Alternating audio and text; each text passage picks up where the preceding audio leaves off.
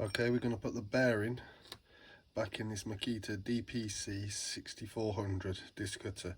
This is the clutch, and we've had to take the bearing out. It was a bit of a fight, wouldn't come out. The race was left inside, so what I had to do was weld inside the bearing race, which was inside there, and then tap it from the inside out to get it out.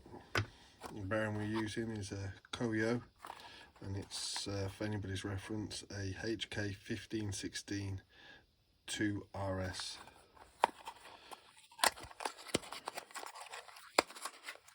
Alright, we've got no special tools, we're not using any presses or anything like that. We're just going to get the bearing, clean it out inside, a little bit of oil, I'm just using a bit of pass load, it will do. So what's there.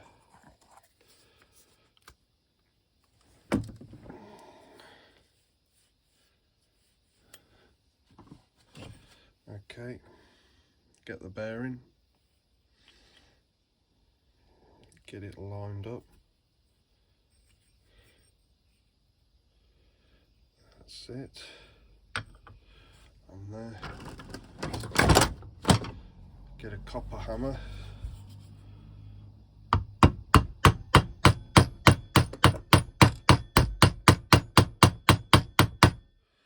Get it started in there.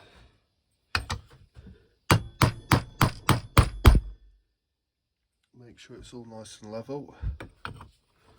Put a piece of wood on top. There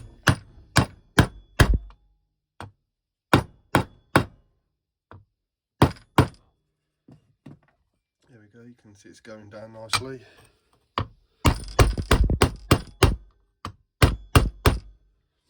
Then we get a socket. This one is a 15mm.